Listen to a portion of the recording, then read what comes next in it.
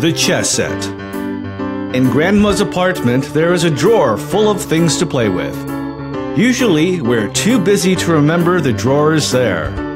We watch TV, we watch videos, we play games on the computer. We even get stuff from the internet for our schoolwork. If we're at Grandma's on a weekend, we might play with plastic building blocks. We might build a fort by draping blankets and big towels over chairs. That's a lot of fun. Grandma has 2 big flashlights. My sister Caroline and I get one each to take into our own rooms in the fort. We never share a room. We were at Grandma's last week after school. We were bored. There were lots of things to do, but nothing we wanted to do. I remembered the drawer.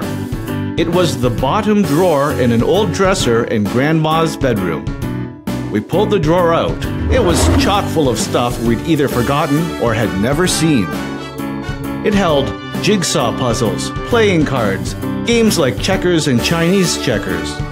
There were little puzzles and even books of word games. And way back in a corner was a brown bag.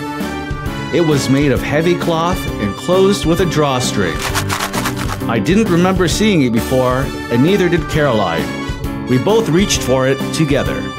"I wonder what's in this, Arlen," Caroline said. "It's lumpy, whatever it is," I said as I felt the bag with my fingers. I emptied the bag onto the rug. Carved bits of wood fell out. Some were black and some were white.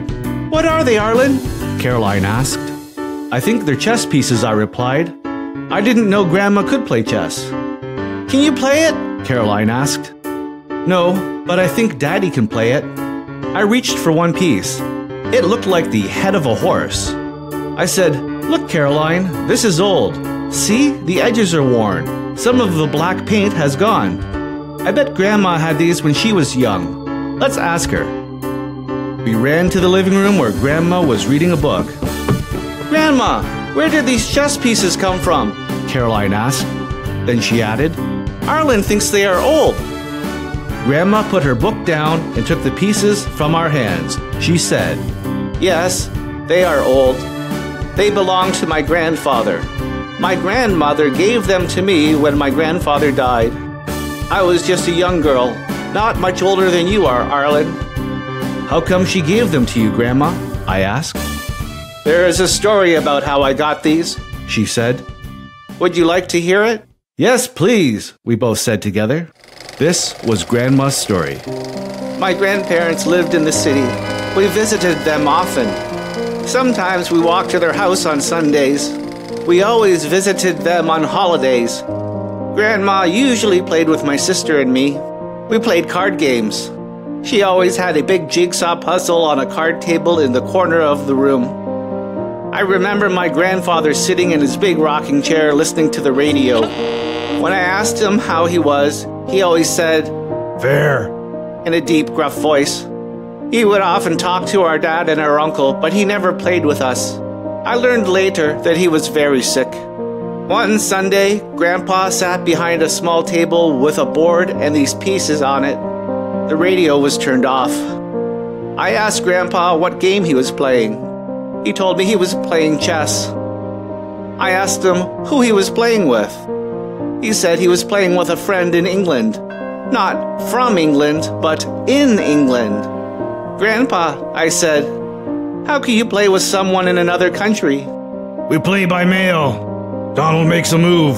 Then he sends me a letter telling me his move. I have a week to make my move. Then I mail it to him. He has a board set up the same as mine," Grandpa explained. I interrupted. Boy, he'd have loved email. Grandma, who uses email all the time, agreed, then continued. I spent the afternoon talking to Grandpa about chess. He taught me how each different piece moves. He taught me a few of the basic ways to plan a game. He died later that year. Grandma remembered the afternoon I spent with Grandpa and the chessboard.